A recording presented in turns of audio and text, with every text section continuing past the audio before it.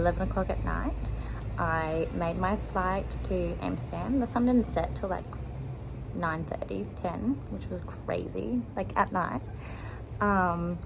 Got off and I'm like suddenly very aware of how my solo travel is.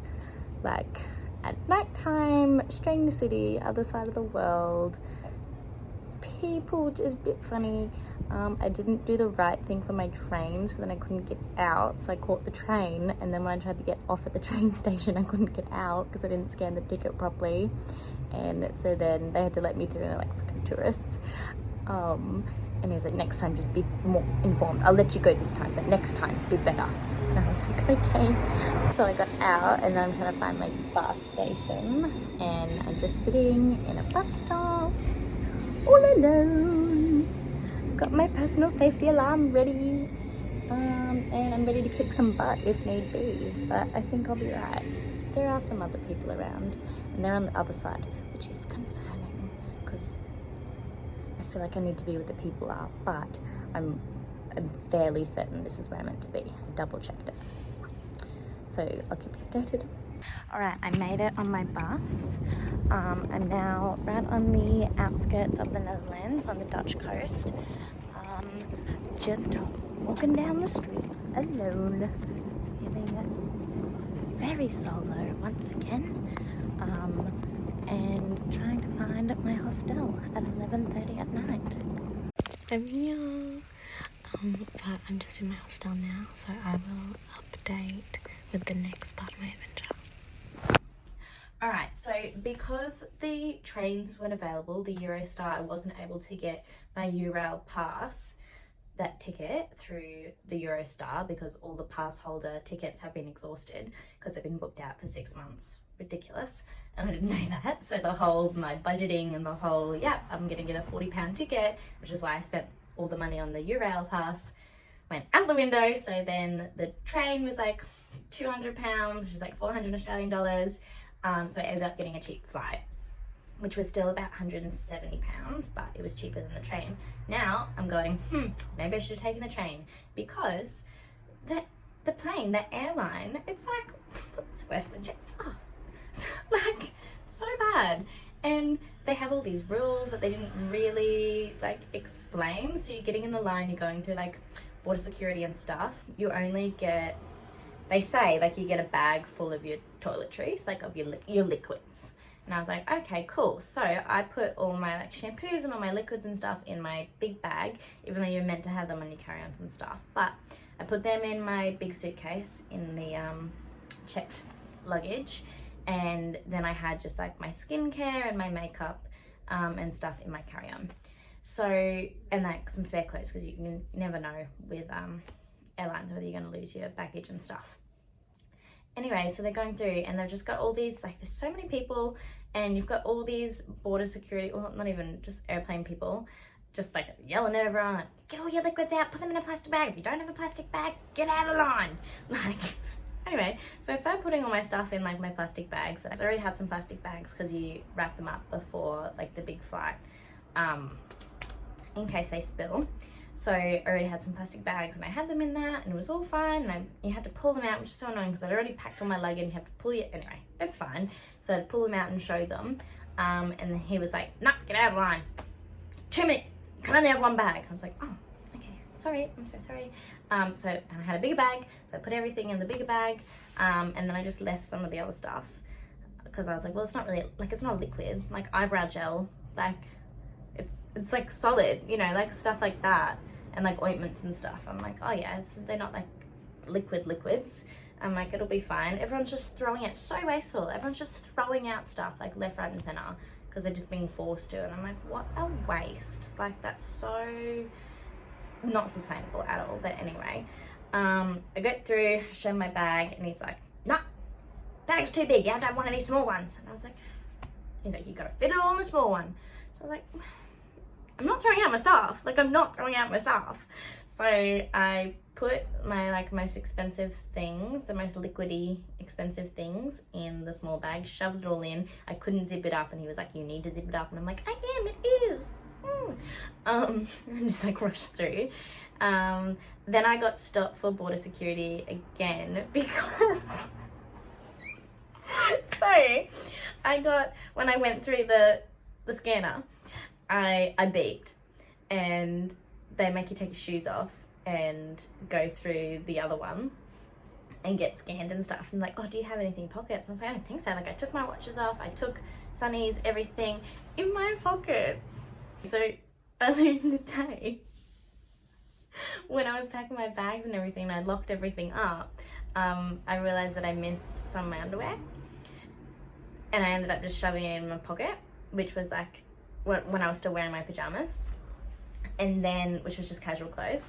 And then when I got changed back into my like casual like shorts, which was my pajama shorts, I still had a pair of underwear in my shorts. So she was like, empty out your pockets, and I was like, oh no.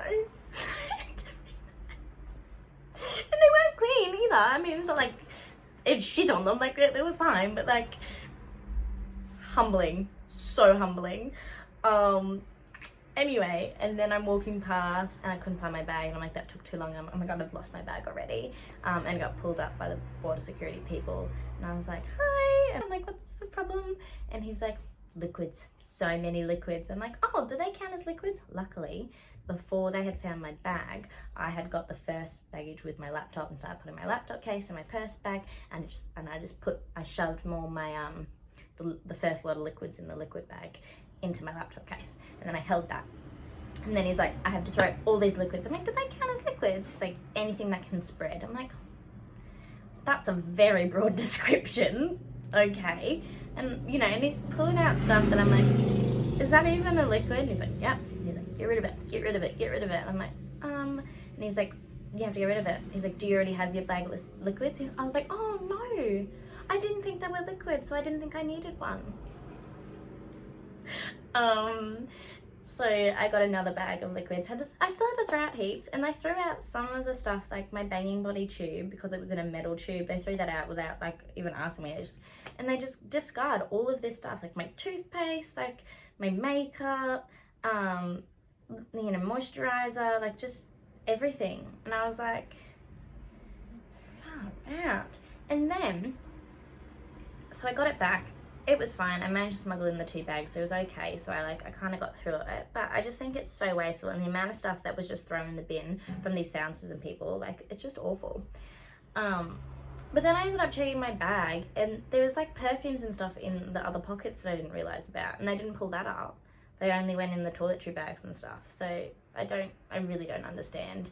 And then another thing, they throw out all these liquids because you can't have these liquids, which is so wasteful. And then you go on the airport and you can buy as much as you want. You can buy a litre, like 6 litres worth of alcohol. But I can't have my tube of toothpaste. I don't get it. I don't get it. Anyway. Also, I'm in Amsterdam. I made it to my hostel safely last night. I was very aware of how alone I was, but that's okay. I made it. I got here safely. I went in, and the bar downstairs was still like, there were still people in it, and I was like, oh my gosh, finally like a welcoming atmosphere. So I was really excited for that.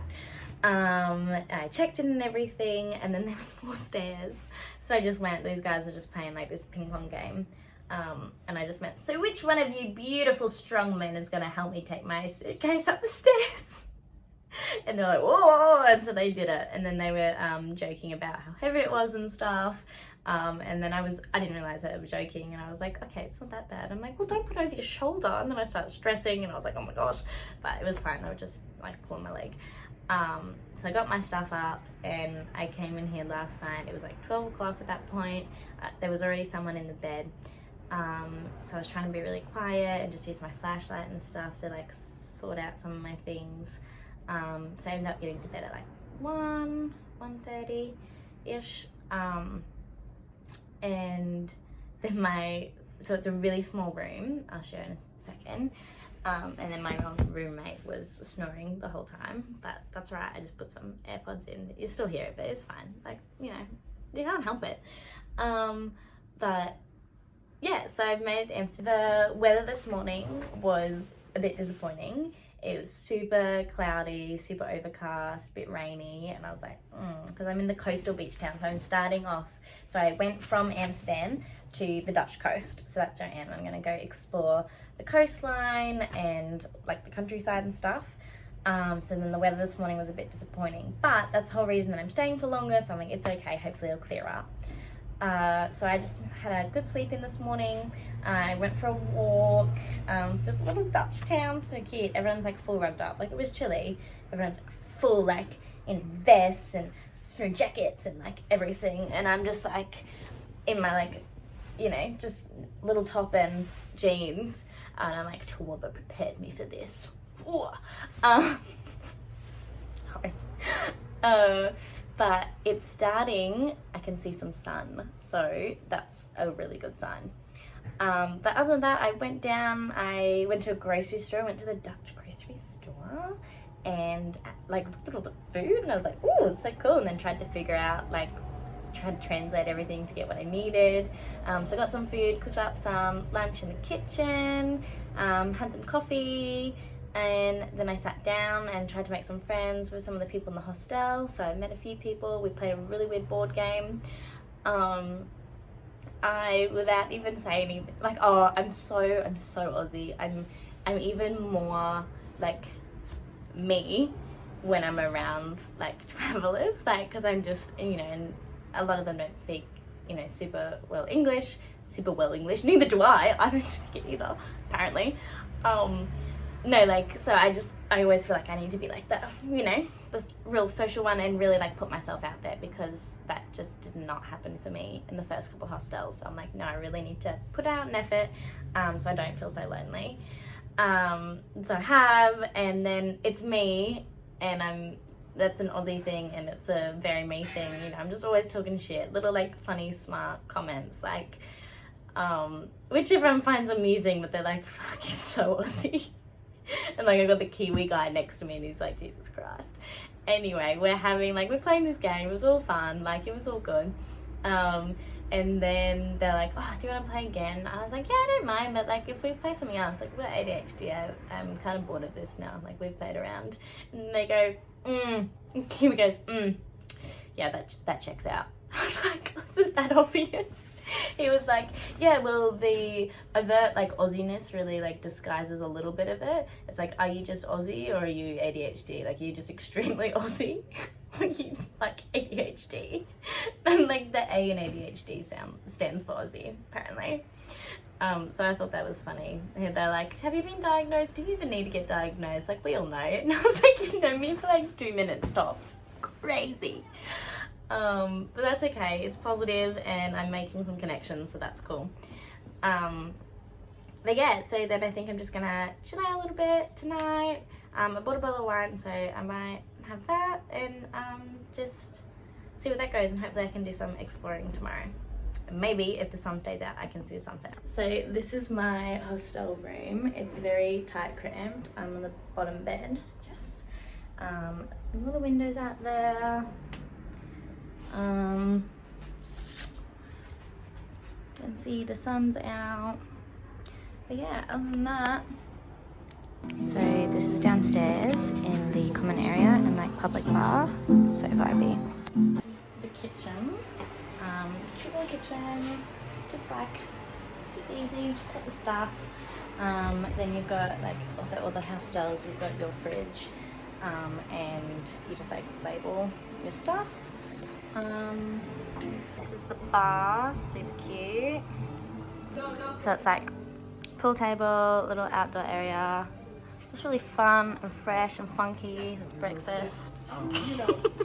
Windy, I know, but I'm in my second day in the Netherlands, and the sun is out, and I'm currently walking down the Dutch coast, which is just wild. Like, that's a completely different ocean. And I'm just gonna go for a little walk, a little explore, probably rent a bike, and just see everything that this side of the Netherlands has to offer. I've gone on a little bit of a hike through the hills. The beach is just over there. It's just beautiful. So I have just been riding through the hills of Holland on the Dutch coast. I hired a bike and have been riding like an hour through the beautiful scenery. There's like a bike highway and it goes through, like, it must be a national park protected area, and like gorgeous. I've seen the most beautiful like deer. I'm not sure if they're actually deer, but they're beautiful. And like it's gorgeous. I am, however, in a substantial amount of pain because with all the beautiful rolling hills, you have to go up as well as down, and it's been a lot. And it's been a big task, but we're getting there. And yeah. So I did my 2-hour bike ride. Whew. Returned the bike, and I'm currently on my way back to the hostel. Because I hired the bike halfway there, I still have to walk home. I'm definitely not in the right spot. I'm a little bit lost because I'm just lost. I'm directionally challenged, and I was following the paths until the path didn't make any sense, and I'm just trying to figure out the best way to get back because there's a full storm incoming. Oh, I see path. So I don't know if you can hear that, but there is a storm brewing and has been for a little bit. So I'm trying to beat it home. So I thought that I could get like a bus back. Oh, that's the spitting. I thought I could like catch a bus back, but I still had to do the hike back into my area of town. So more walking, more fast walking, because I'm gonna get wet. But you know what? It's part of the adventure. And I got a little bit extra lost because I was trying to find the quickest way back. And there's so many paths. But it's stunning. It is so beautiful here. And you know, if I get wet, I get wet. So it seems like I have had good luck for once. I haven't been rained on properly yet, like just a bit of spitting. And it looks like everywhere I've gone, it's already like hit. It's already like been bucketing down. And I'm just getting the leftovers. So I just came back from taking a quick like cold plunge in the ocean. Just had a bit of a swim in the rain with the thunder and the lightning. Like it was so vibey. And I just thought, why not? And it was so cold, but I'm so glad I did it. I check out today. This has been a really wonderful stay. I'm so grateful for the experience that I've had here. It's been what I've been looking for. The people have all been amazing. The staff, the volunteers, they've been great. I've made a few really good connections, which has been so lovely. And it's just been like it's been fun, it's been wholesome, it's been deep, it's been really good, and I'm so grateful for the experience that I've had here.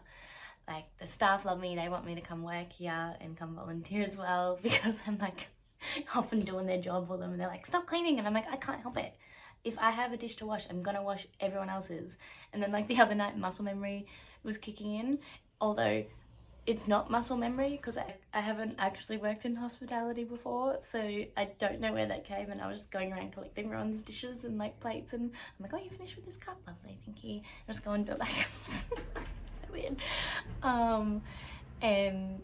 But yeah, it's just been such a really positive atmosphere. Some of the people that I've connected with has been really wonderful. It's so special when you can be from completely different cultures on the other side of the world, such different lives, and then be so similar and have that soulful connection.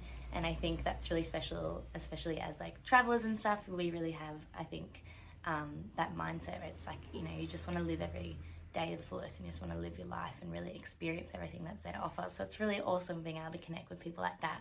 And like last night, a few of the people that I'd like bonded with. We just like sat and had like super deep chats, and it was really beautiful. Like, and I'm so appreciative. So it's been awesome. But I am off into the city today for Amsterdam for a few nights.